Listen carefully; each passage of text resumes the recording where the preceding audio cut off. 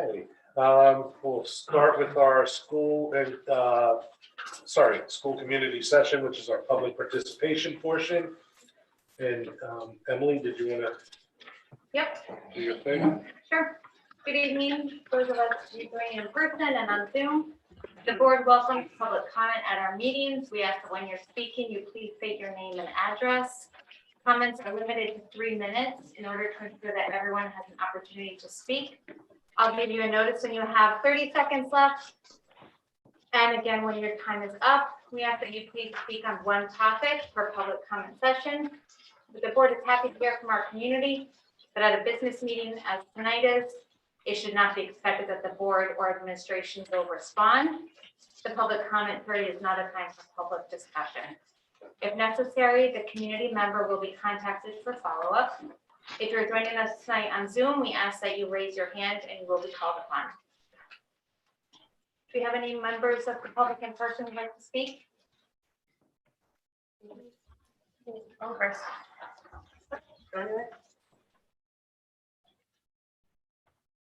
Hi, so Jessica Carroll, 103 Squires. I just kind of want to start off by asking, really posing the question about how can we be more transparent as to what's going on in our children's schools if we aren't allowed in.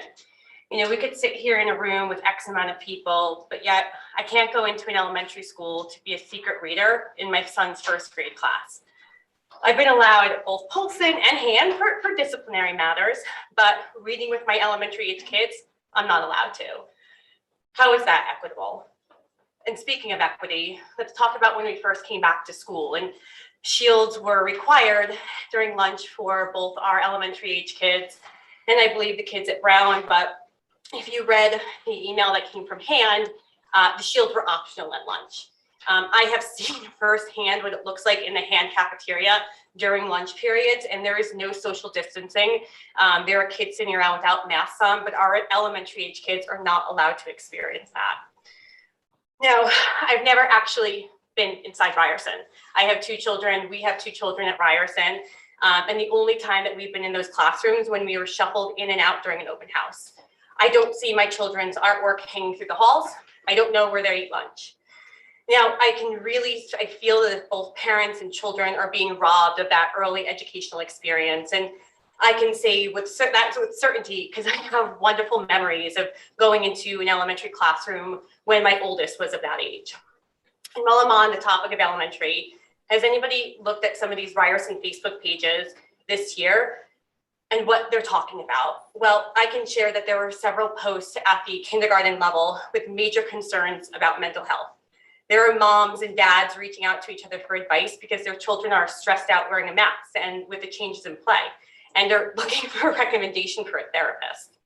A therapist? I mean, taken directly from the district's website, that the district talks about social and emotional learning as supposed to be joyful, and learners are supposed to be passionate. And it's supposed to be great cognitive growth occurring through positive social interaction.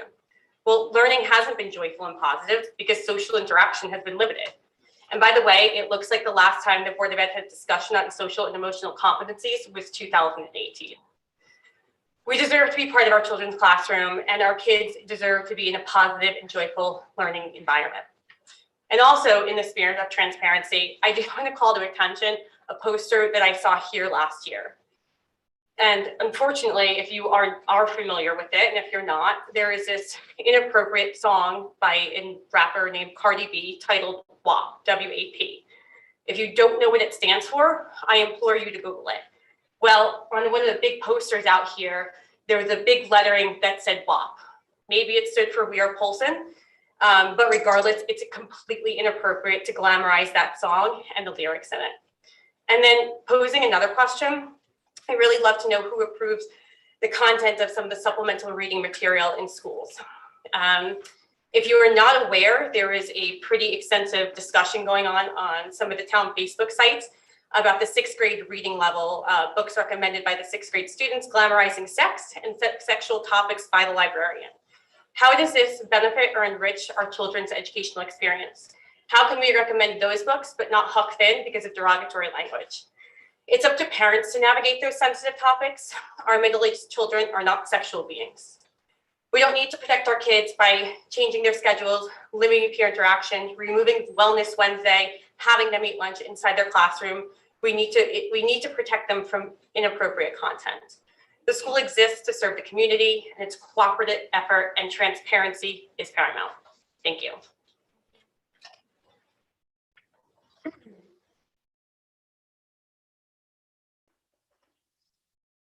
Do we have anyone online? Is anyone else in person who would speak? I'll go. My name is Natasha Mills. I live at 100 Deepwood Drive here in Madison. I have 2 school-age children here. I guess, first of all, I just want to say that my 3rd grader did come home pretty excited today, and I think it's important to touch on that. The shields are down, which is great for learning purposes.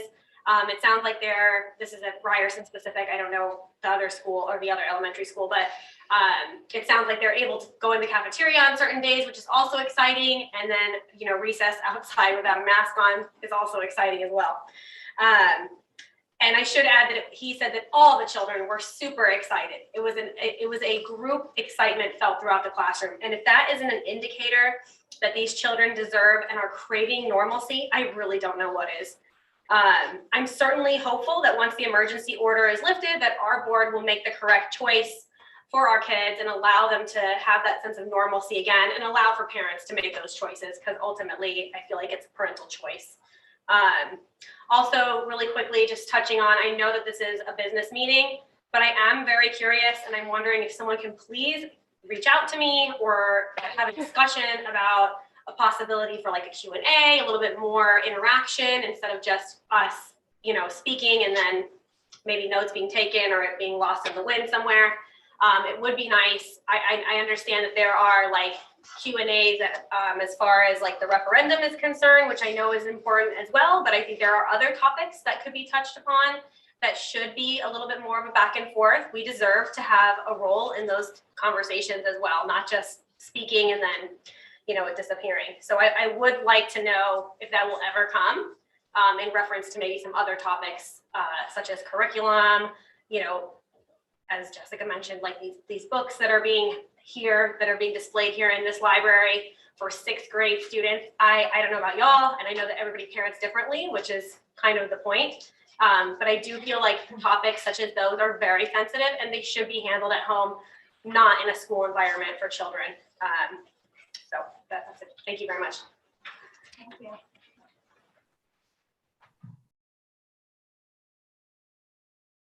I'll go right next. My name's Mary Gath, 7 Lancashire Drive, Guilford.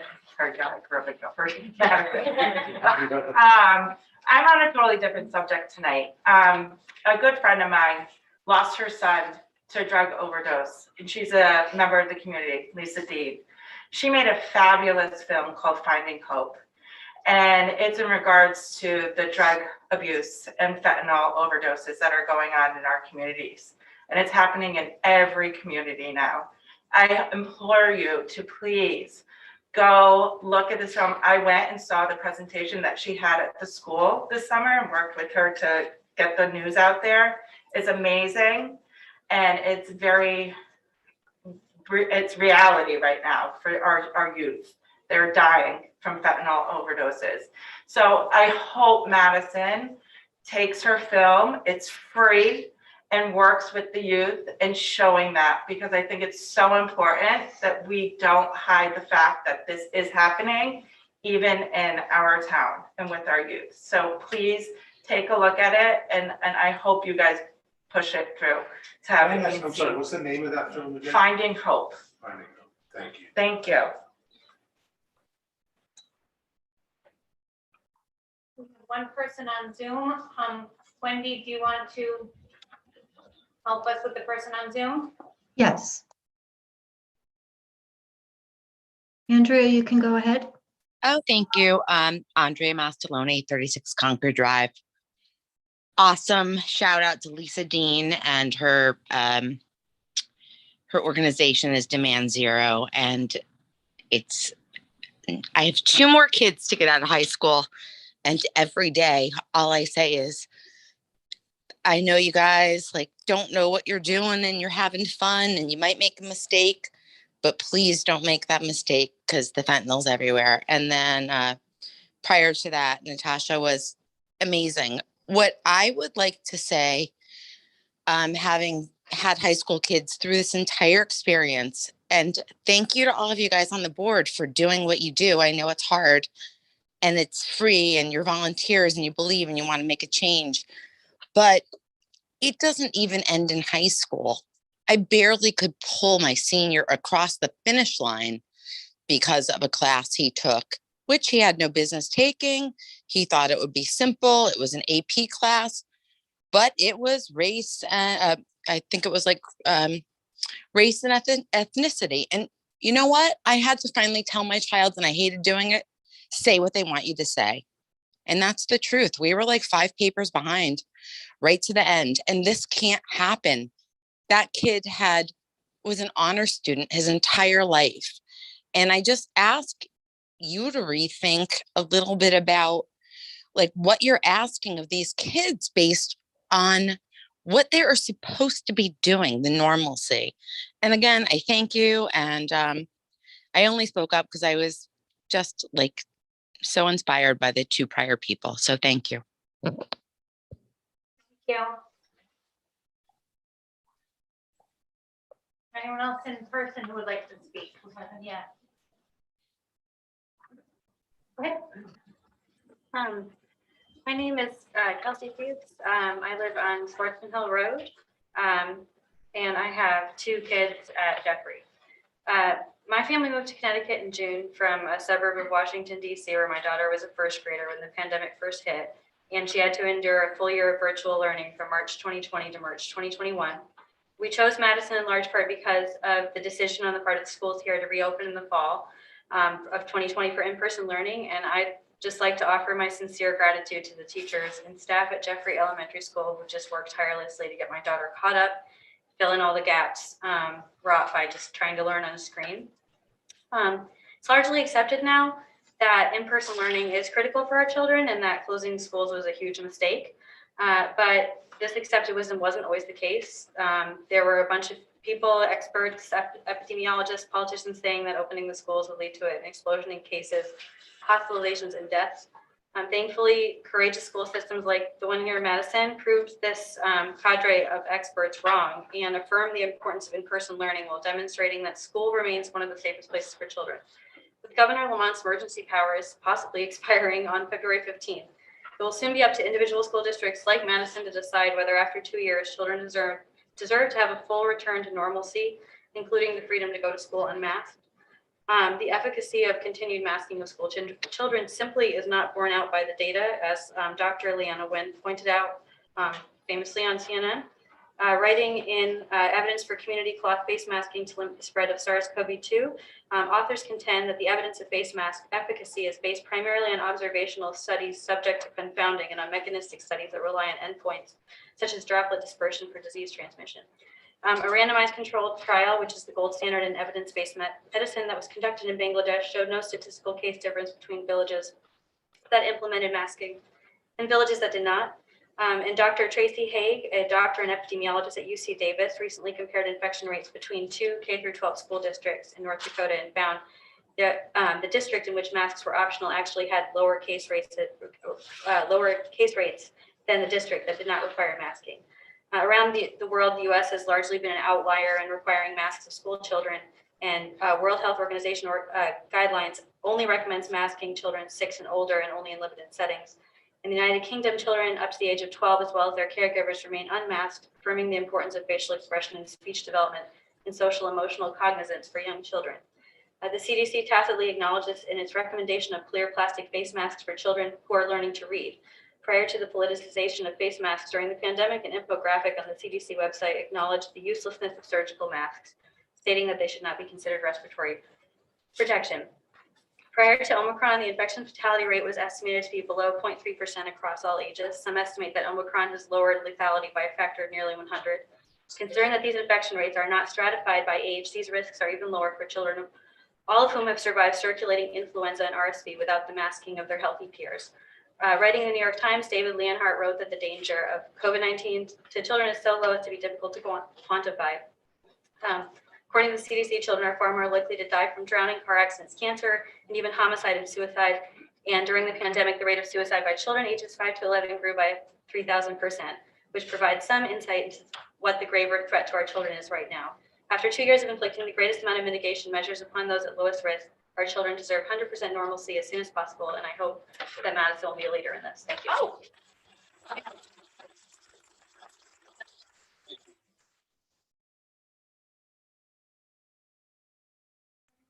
to speak in public?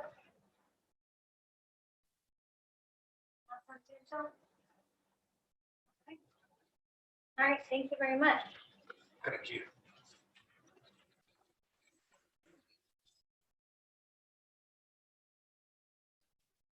Okay, so moving on to item 3, Board of Education Student Representative Report. So we have Lucy with us.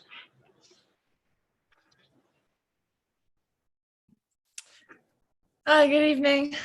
So unfortunately, Isabel is still out on the ski bus coming back from that. So she won't be here tonight. But I just want to start off by saying that Wellness Wednesday is back after a short break, which was very well received by the student body to hear that Wellness Wednesday will be back in action starting tomorrow, and I'm sure for teachers alike. Another positive is that we got our course selection sheets for the 2022-23 school year today in PAW. So those are to be completed by the end of January, and we'll be meeting with guidance counselors to go over that for all freshmen, sophomores, and juniors. Myself as a junior, it's my last time doing this, so kind of sentimental, but I'm looking forward to looking at the classes for my last year at hand. We'll be meeting with our teachers to go over the course recommendations. As they've seen us grow as students, they'll be able to help us guide and show us what to do next. And our school counselors will be meeting with the PAW groups respectively to just further ensure we'll be going in our PAW groups. We'll actually be selecting the courses, which is new this year. It puts more responsibility on the students, teaching them independence. So that's good. We also have an orchestra concert tomorrow evening. So if you can go to that, it'd be greatly appreciated. In-person audiences are always spectacular, especially compared to Zoom. Then we have Model UN Thursday, Friday, Saturday, and Sunday. I believe it's a 4-day event held at Yale. And that will be on Zoom as well, but it's a very well attended event from students all over the country. And then the administrators and coordinators actually met with the incoming freshman class, the class of 2026, this past afternoon, and they met with the parents in the evening in person to talk about what to look forward to in their next 4 years at hand. There was a Zoom option available for parents who wanted to go to that, but I believe the majority of parents attended in person. And finally, the last big update at hand is that we will be getting the Promethean boards for all teachers within the next few weeks. It's a little bit of the learning curve for the teachers how to use them. The students will have to help them out along the way, but it's a lot of advanced technology that I'm really looking forward to using. And there will be tutorials and meetings to follow for the teachers to go over those. So good things to come.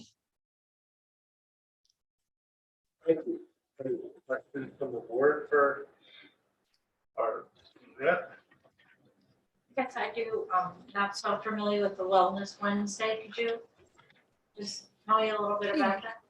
So half an hour every Wednesday, right after second period, students get 30 minutes of free time to just do whatever. It's wellness break, I suppose. So you don't go to any classes and it's not designed to do work, but you can go to the caf. That's what I normally do. Hang out with friends, grab a snack. In warmer weather, you can go outside and hang out on the turf. So it's just a nice break from classes. Gives everyone just a little bit of free time in the middle of a week.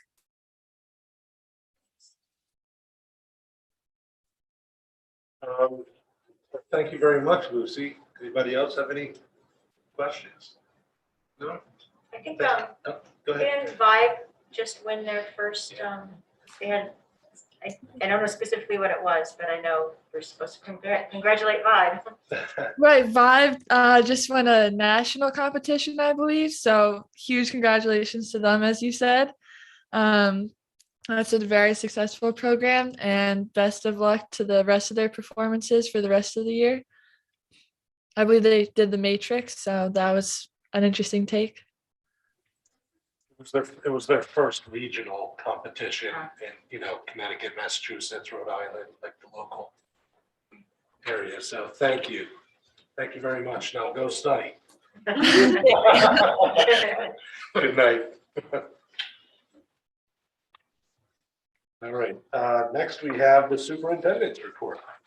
Yes, thank you, Chairman Clausen. Just a few quick updates today. I just want to, again, I know I did this 2 weeks ago, but thank our staff. It's been amazing the last 2 weeks, again, covering classes, filling in, coming in, right away and really have seen just great attendance numbers. We've seen also a huge decline in students and staff being out, which has been fantastic, since the start, and really are back to pretty good attendance numbers in terms of where we were 2 weeks ago.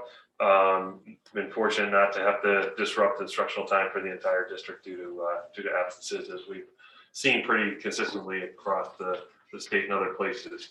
Also thankful to the state for continuing to support us with N95 masks who've been passed out to staff. We were giving 3 today to each staff member, and that's something that they can wear if they'd like to. And then also COVID tests for our community. So we received another shipment of COVID-19 tests for at-home use, and we have provided those to the nurses and notified the public that if they have an issue where their child is not feeling well, or if a staff member is not feeling well, they can get that from the nurse and take a test before returning. And then also just want to share as well with the community, we are anxiously waiting to see what will happen to mask mandate after February 15th. At this point, the governor has indicated at least that he's not seeking an extension of his powers, but will potentially seek an extension of certain mandates, that being one. So we will wait to see and react accordingly whenever we receive that information. Pretty much a person, superintendents have asked the state to have that determined sooner rather than later. So we're hoping that we hear later this month, what the status of that is. The agenda items for this is the budget for the 2022-23. We know we had done some work with the board and have provided some answers to questions to the board on the budget. At this point, I'll turn it back to Chairman Clausen, I think, for discussion on the budget. Yeah, so this year we were a little bit late because of the election and a kind of a large contingent of new board members coming on. We were kind of late with finalizing the budget assumptions, which is our Madison Public Schools annual operating budget guidelines and 22-23 operating budget objectives document that we use to collaborate with the administration in developing a budget. And so we had a budget workshop last week. And as a result of that, from consensus derived from board member comments in that public forum, we amended our assumptions document. So while it is still very late in the process for us to be adopting a final version, that will be moved this evening just before we actually vote on the budget. And I appreciate all the board members' input. I hope you all felt like you had good input, and we landed in a good place. And also congratulate and thank the superintendent and the administration for all your hard work, and Stacy for all your hard work in putting together a strong budget, and in taking our input and recommendations to heart. So we will be adding an action item to finalize and vote on the final version of the assumptions document tonight. And then one other thing we need to do, just as a housekeeping matter, while our board packets came through with an amended agenda for tonight that included the action item for the vote on the budget, that was not reflected. We missed it by accident. It was not reflected on the public notice. So just to be covered under FOIA, we're going to add, we're going to do a motion to add the budget vote, even though that's already on our agenda. But I just want to make sure belt and suspenders that we're doing the right thing for the public. So everyone has knowledge. Item 9, is that what you're saying? It's going to be item 9 for the final assumptions document. And then item number 10 will be the vote on the budget. Action item number So 10. it's sort of a procedural motion. Yeah. To add it Okay. and then vote on it. Yes. So I will make those procedural motions as we get to them and ask for somebody, well, I'll read out those motions because I haven't prepared so we get it right. But I'll ask for someone to move it at second at that time. Okay, so that's it. Great. Thank you. Thank you to the board. And I do have Stacy Novitz promoted. She's been with us all night, but our finance director is with us. We also thought it would be important to review our CIP plan. And so CIP is, and Emily and Galen, please feel free to help me out. There are board members on the CIP committee at the town level. But we wanted to review the projects that are on the docket for next year. So for 2022, 2023, for board members, CIP is kind of major projects. So it's not painting a classroom or carpeting a classroom. That's done through plan and cycle maintenance. But an HVAC project, a roof project would be, kind of big examples of that. Paving in the parking lots, things like that would be, kind of examples of big projects. We have a page typically for each of our schools and also one for athletics. And we're just going to go through. We gave the board the document. As you can see, we do it for several years out. But we next year is the year they will vote upon soon. So if you look at the document for next year at Daniel Hand, there is $344,000 roughly for stage lighting. That is stage lighting has not been replaced since the building opened about 20 years ago, and so that has been planned for several years. That's the only project on the CIP list for Hand for next year.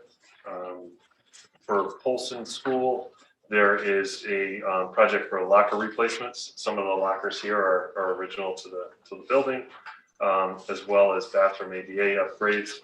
That is a smaller number you see. So the locker room replacement is roughly about $230,000. The bathroom ADA upgrades is $96,000. When we do larger projects like that, as you see in the following year out, there is $1.4 million for ADA bathroom upgrades. We do larger projects like that. There typically is a study done. So Mr. McMahon and his team will have somebody come in and provide us recommendations, and a project, of course, is bid out. That is all that's on the list for Folsom for next year. For Brown School, you will see parking expansion. So parking at Brown is tight, especially when there's major events going on there, and especially with the referendum potential and expansion of the number of students who will attend Brown School. There is money in there for a study of parking expansion at $21,000. Then also window replacement. So there's a consideration of window replacement with $32,000. That's a study as well. And then you'll see, as I mentioned before, the major part of the project would occur the following year. You will notice that Ryerson and Jeffrey are not part of this plan. They are part of the major CIP plan, but of course, with the school renewal project ahead of us, we have not put forward CIP projects for those two schools. That would be a scenario that if the school renewal plan did not pass, we would have to go back and consider those schools for the following year, because there are some deferred major projects on that list. The last page you'll see for CIP for the board is athletics. And so again, this has been planned out for several years. And so the thought is next year is to address the baseball field through a study for the actual field itself, and then also for lighting on the baseball field. The thought is that those both would occur at the same time. And there's $94,000 for the baseball field study and $59,000 for the lighting study.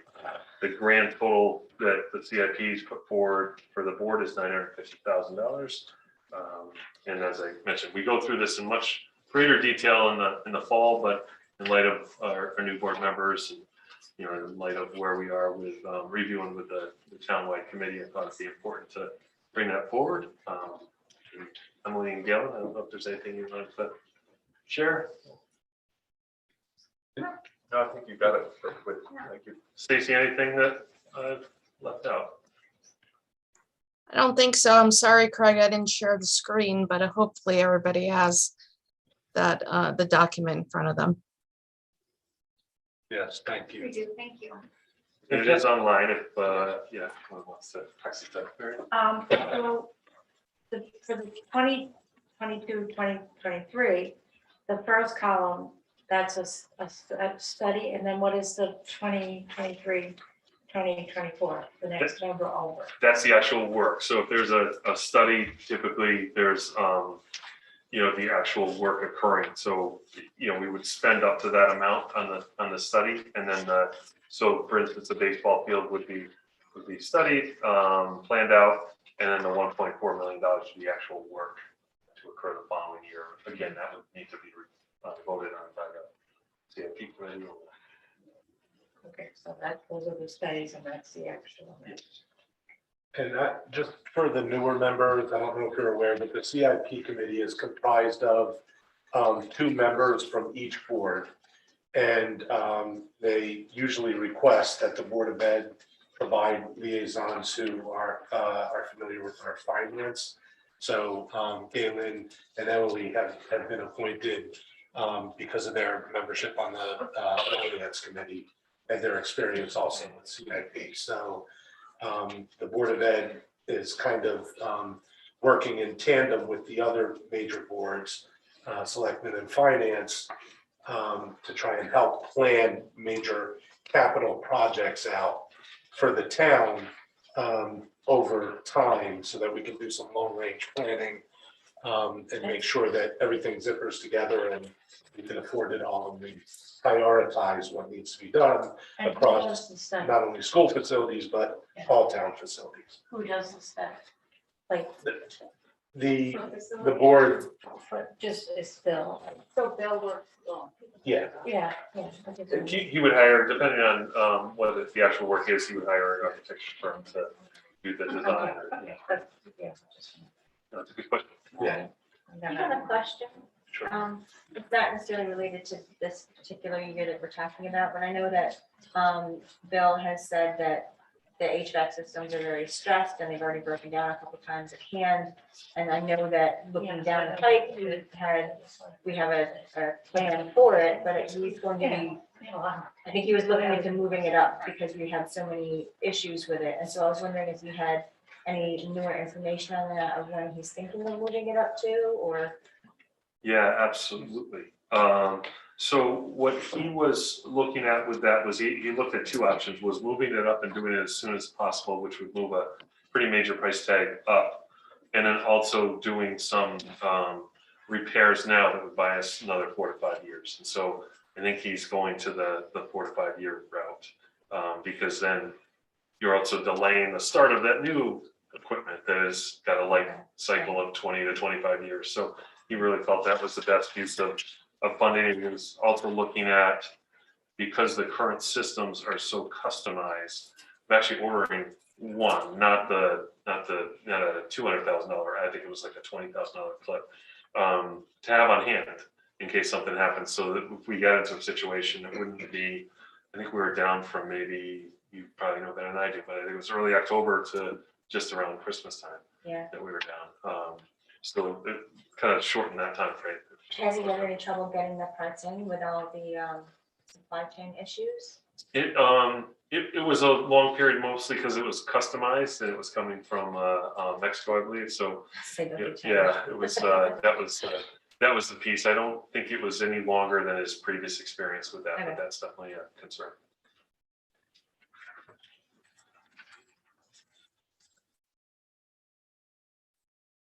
Any last questions regarding CIP? I'll just pop in really quick. This is my first round on CIP, and we're a very small, relatively speaking, part of the CIP. The schools are, there's the fire trucks and ambulance and beach and rec and Rockland Preserve and the roads.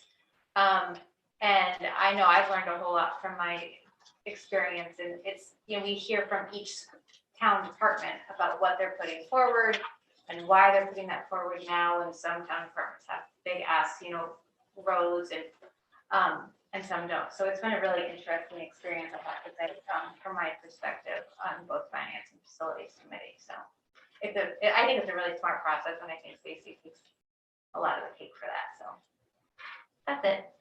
Thank you. All right, moving on then to board member comments. Any comments? Yeah.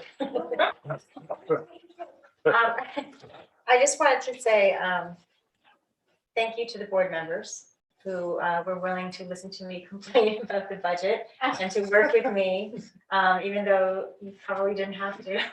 But that it was important that we have a board consensus and that we're all comfortable with a little give and take. We don't all get what we want, which I know is the way it goes. It won't stop me from pushing, but I just want to say thank you, especially to Emily, because I know how much it probably took for you to agree about facilities, because I know how hard Bill works and how little he has to work with.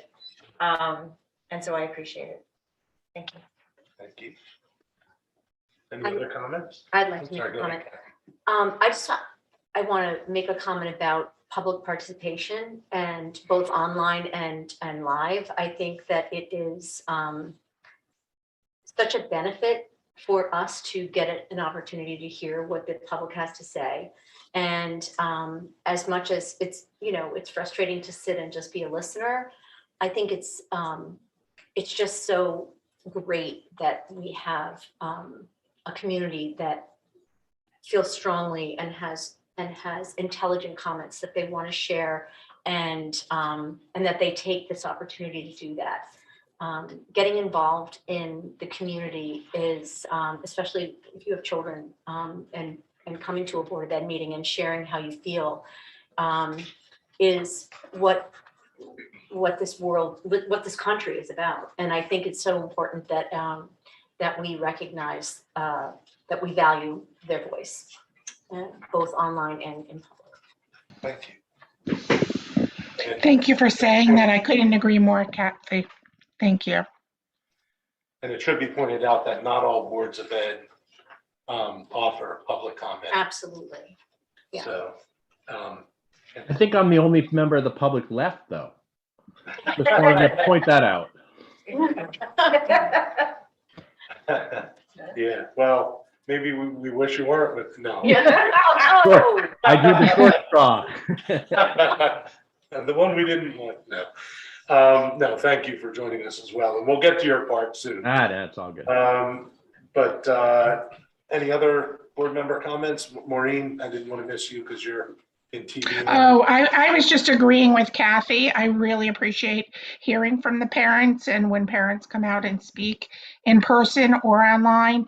And I agree with you, Kathy. Also, it is so difficult to zip my lip and not be able to speak and respond because we're really in a listening mode. It is not a conversation. It's a time for us to listen. But we are listening and we thank you. Thank you. Any other comments? Going once, going twice. Okay. Thank you. Moving on to audience response to information presented. Scott, the pressure's on. It was fantastic. Thank you. All right. Moving on again to Board of Selectmen Liaison. Scott, this is your time to really go. Well, there you go. Well, thank you, Mr. Chairman. I appreciate the opportunity to come in and share a few minutes with you anyways. I apologize, I've been absent for a couple of meetings here, but we've had some pretty important work going on the Board of Selectmen, as you probably have read about in the newspapers or read about on social media. We are headed towards a pretty important referendum on 215, which has a lot to do with this wonderful school system.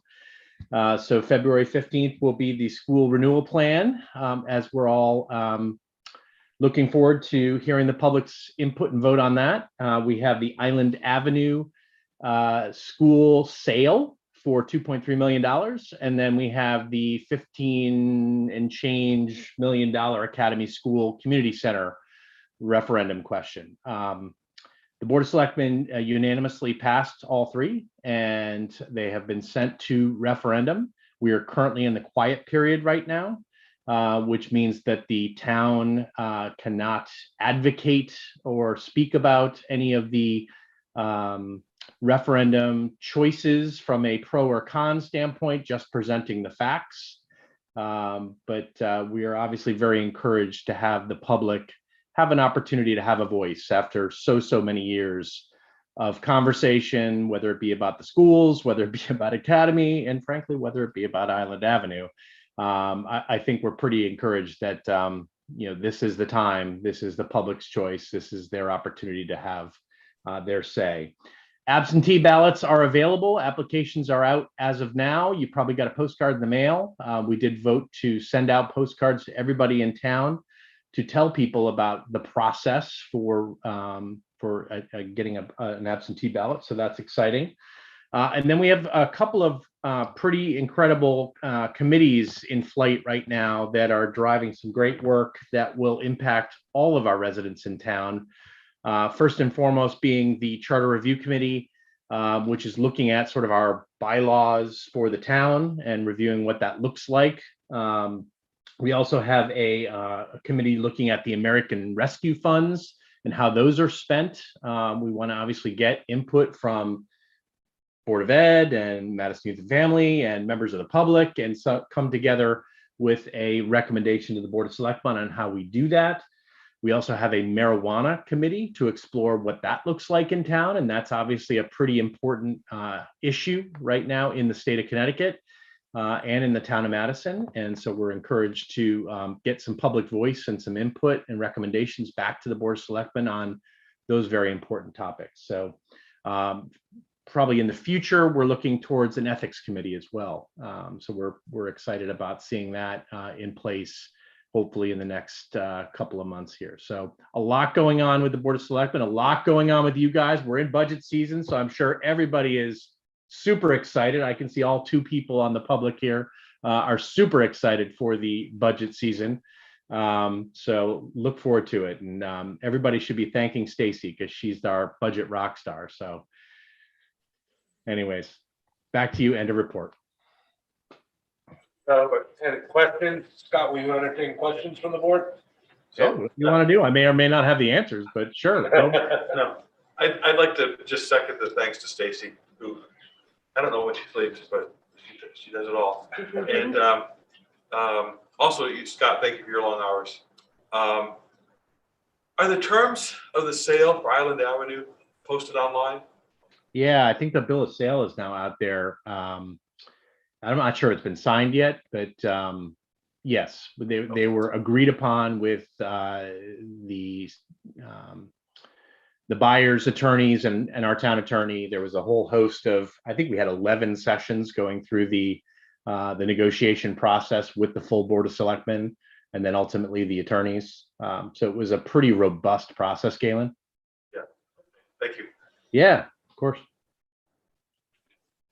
No questions for Scott? Thank you, Scott. Of course.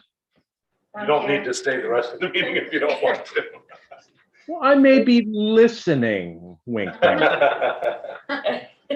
I'm All right, so moving on to item number 8, board committees and liaison updates, and we'll begin with the Curriculum and Student Development Committee. Steve?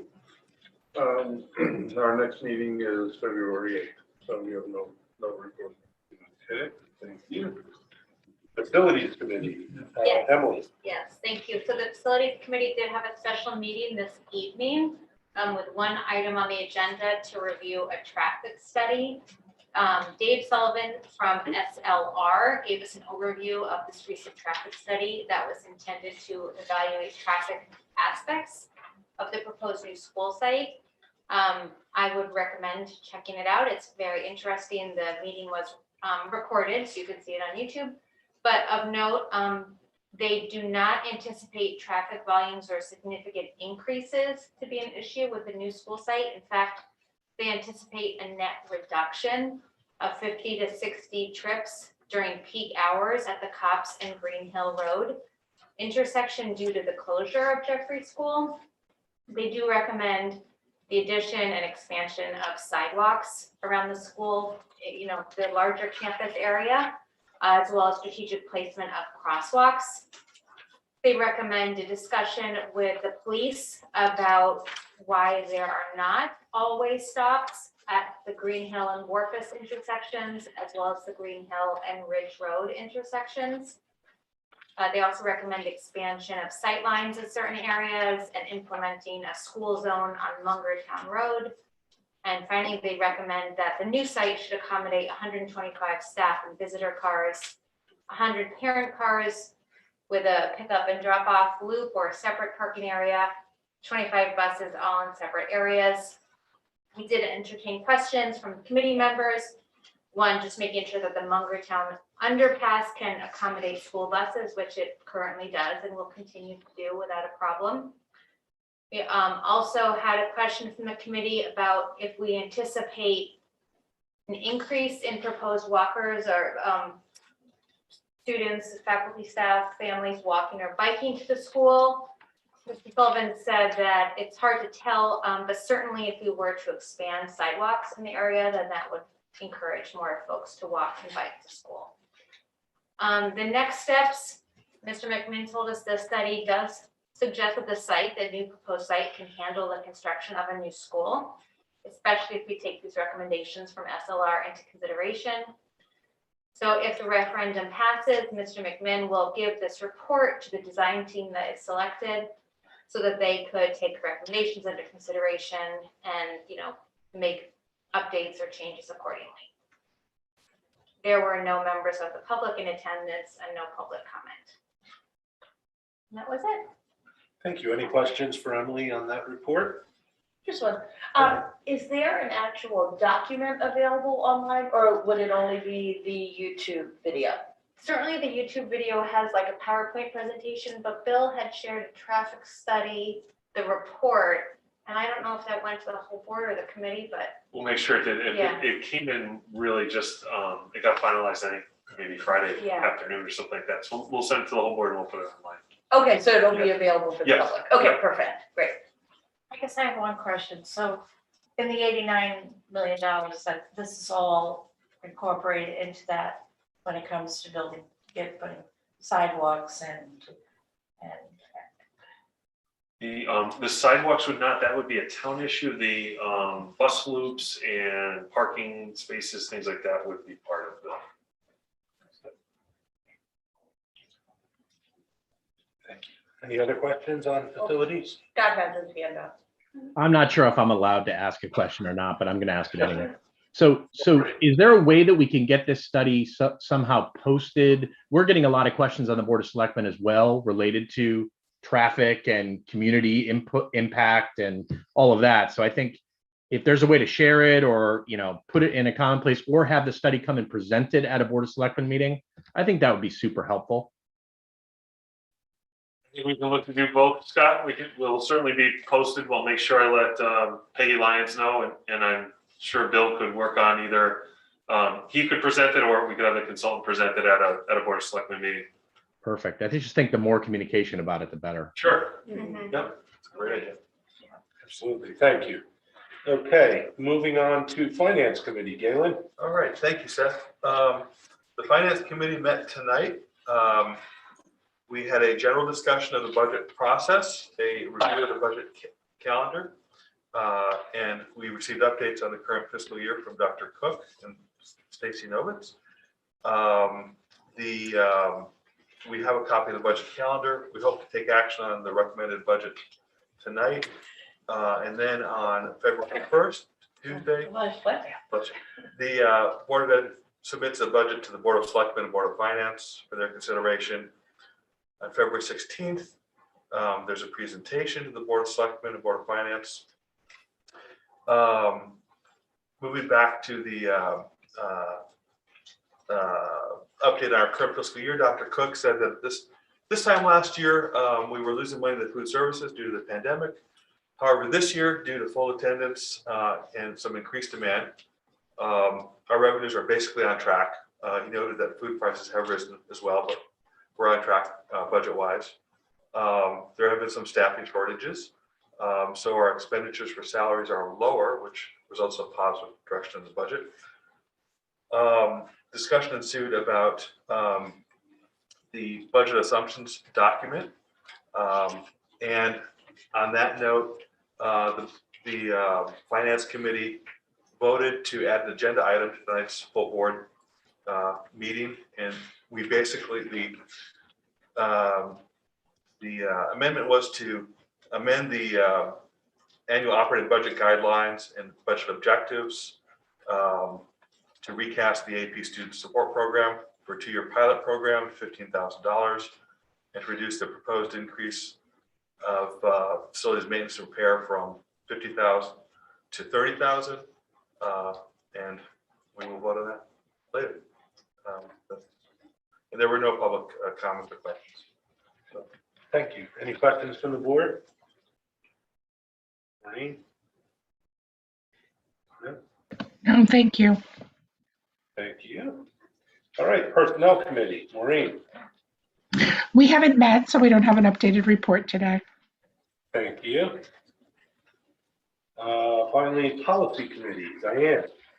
We met this evening and we discussed many things. We discussed our bylaws, policy 9600, 9600.1, 9640, and 9660. We were reviewing to repeal the current 9600 and 9600.1 and replace it with a new version of 9600. And effectively what this will do is reduce our policy adoption timeframe, instead of doing 3 reads to 2 reads with regards to policy, but not with regard to bylaws. Thank you. And then we also discussed policies 3440 inventories, 3543 employees self-funding health insurance plan, policy 4112.6 personnel records, 4114 transfer reassignment, 4115.1 the evaluation of certified staff, policy 4117.1 retirement, 4117.3 personnel reduction, 4117.4 dismissal suspension, and 4118 tenure. So the board, we discussed Shipman and Goodwin recommended that we repeal or rescind those 9 policies I just stated in the 3000 and 4000 series due to the fact most of them are just no longer relevant, or they're covered by statute or other things. So we voted tonight to recommend to the Board of Ed to move these policies forward to be voted on with waiving the 2nd and 3rd reads, and just have a first read and an action for the policies that are recommended to be rescinded. And regarding the discussion of the bylaws with 9600, the formulation, adoption, amendment, or deletion of bylaws and policies, and 9640, the formulation, adoption, amendment, or deletion of administrative regulations, and 9660, the suspension of policies, bylaws, or administrative regulations. Those 3 policies, which the new 9600 is actually a combination of the old 9600 and 9600.1. So those will go through the full 3 reads. So if we voted to move it forward to the next Board of Ed meeting for the first read, So just so you get a timeline, today is January 18th. So the next Board of Ed meeting will be February 8th, and that will be the first read. The third read will occur barring no skipping of meetings, March 15th. So that then after March 15th, if the 9600 series is voted in, then we will be able to move our policies a little quicker because we'll go from a 3-read to a 2-read. And our next meeting is February 15th. End of report. Can I just ask what we didn't discuss at the policy meeting? Do we need to vote on that as a board to change the from 3 readings to 2 readings? That's in policy 9600, so that come through. So the first read will be at the next, Yeah. yes. Okay, all right, I just wanted to make So sure. we voted as a policy committee to move it forward to the Board of Ed at the next Board of Ed meeting Yes. for the first read. It'll go through the 3 reads and action at the 3rd read. Thank you for that clarification. You are welcome. All right, any questions? I'm sure there's loads of questions for policy. You will get policy notes too for ease of reference. Excellent. Questions? Maureen, any questions? No, thank you. Okay, thank you very much, Tanya. Board meeting, there it is. Yeah, so we met on Thursday, and it was very interesting. As a matter of fact, I had a handbook to hand out to everyone, so because I didn't know that much about it. And it explains everything about Learn. So it's very nice, so I will hand those out. And I guess the main person is Michael Belden, who's the Learn CFO. And he presented his fiscal state of the agency, and we went through the budget for Learn, which was a whole different way of looking at things because they're a whole different type of school or agency rather. So that was mostly, he just talked about the growth, in their business office services, equity training. They put a nursing program in, and things that they've added to it. And we talked a little bit about elementary school and secondary school relief ESSER funds and where they went in those particular instances through Learn. So that's why this is just excellent to know and to see how they operate. So I'll hand these out. And we have another meeting in, I don't know. Thank you so much. Any questions for Marion? No questions? Maureen, any questions? No? Okay. So thank you all for your excellent reports and thank you. Yes, you go. Right, so what I'd like to do next is, as I discussed earlier, I need a motion brought forward to add an action item at item number 9 to vote on the amended assumptions document. And to that end, I'm going to pass out the final version. Down this way for the board members. It's hard to separate pages when you can't lick your finger. You can pass those down, please. All right, and just I'll reserve a little bit of time during discussion if it's moved to kind of just go over the changes. I'd like to call now a procedural motion. We need a motion to add an action item to this evening's agenda at position number 9 to discuss and potentially take action on amendments to the board budget objectives in the document entitled Madison Public Schools Annual Operating Budget Guidelines and 2022-2023 Operating Budget Objectives as proposed by the Board Finance Committee. Can I get someone to move that in a second, please? So moved. Second. Thank you. So that was moved by Diane and seconded by Kathy. All right, so all in favor of adding this item to finalize our board assumptions document to the meeting at position number 9 tonight, say aye. Aye. All opposed? Nay? Any abstentions? So it's motion carries 9-0. Thank you. Okay, so now we move on to the substantive motion. So I need someone to move, and I will read the language. We prepared it in advance. I need a motion to amend the board's draft document entitled Madison Public Schools Annual Operating Budget Guidelines and 2022-2023 Operating Budget Objectives as proposed in the document adopted by the Board Finance Committee this evening to recast the Advanced Placement Student Support Program as a 2-year pilot program funded in this budget to a total of $15,000 and to reduce the proposed increase in the facilities maintenance and repair line from the requested $50,000 to $30,000, a reduction of $20,000 or 40%, and to adopt this amended document as amended. So moved. Diane, thank you. Second. And Jen, thank you. Okay, so I'm going to open this to discussion, and I wanted to, I mean, it's in the motion itself, but you'll notice on all the changes are to the bottom half of the document, the 2022-2023 operating budget objectives.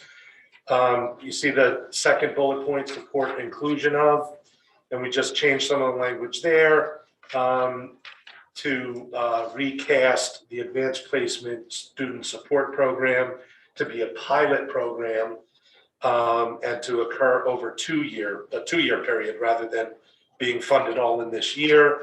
And we've reduced the funding as a result to $15,000 in this year's budget, earmarked for this budget year.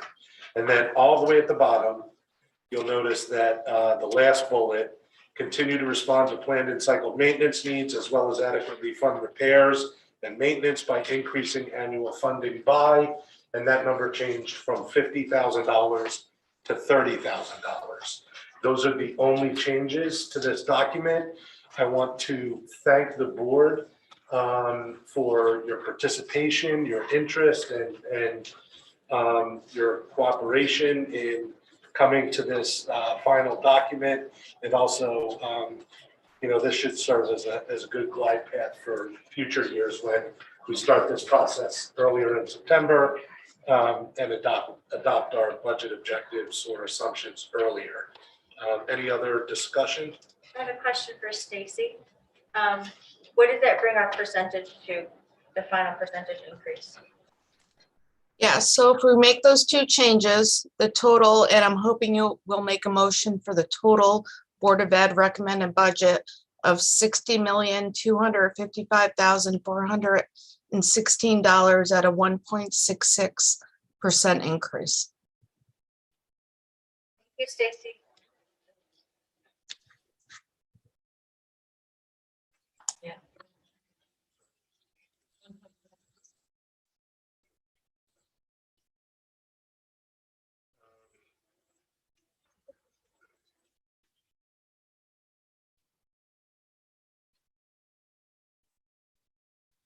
Any other discussion or questions?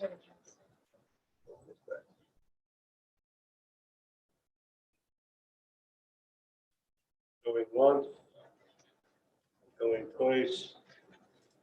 Sorry, I'm just writing down notes because I have to expand the motion by adding in the actual dollar value that this would render for the budget. So, okay, so now I'm going to call the substantive motion, call for a substantive motion to pass the budget as amended per our budget assumptions document that we just finalized.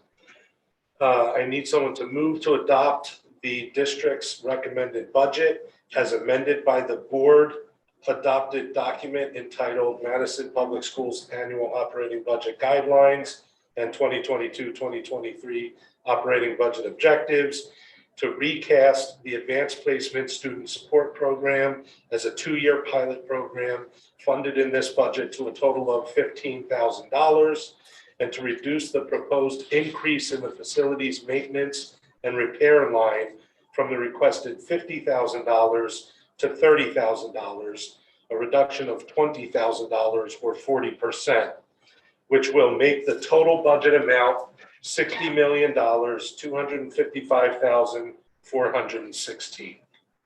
So That was Kathy. Do I have a second? Second. Second from Jen. Thank you. Any discussion on that? All in favor? Aye. Aye. Aye. All opposed? Nay. Any abstentions? Carries 9-0. Thank you very much. Congratulations. We have a budget proposed from the Board of Ed that will now go on to the Board of Selectmen for its recommendations to the Board of Finance, and will finally go on to the Board of Finance for its adoption or amendment. So, Scott, please be nice to us. And Stacy, just confirming while we're all on that motion was sufficient, I'm assuming? Yes, Thank I'm you. good with I it, hate yes. to have to read it again. So great. You didn't hear me. All right, and finally, we have an action item to approve the minutes of the January 4th, 2022 Board of Ed meeting minutes. So moved. And that's by Ann. Seconded by Mary Ann. All right, Mary Ann. Okay, any discussion, any recommended changes or edits to it? No, all in favor, aye. Aye. All opposed, nay. Any abstentions? All right, motion carries 9-0. Thank you very much. Future agenda items. Anybody have any requests for future agenda items? Next item, meetings and dates of importance. Those are listed in your packet and also online on the district site. I need a motion to adjourn. So moved. Diane, second. Second. That's Jen. All in favor? Aye. Aye. Opposed? Abstentions? We are adjourned. Thank you. Yeah, $8:38. Yes. Not bad.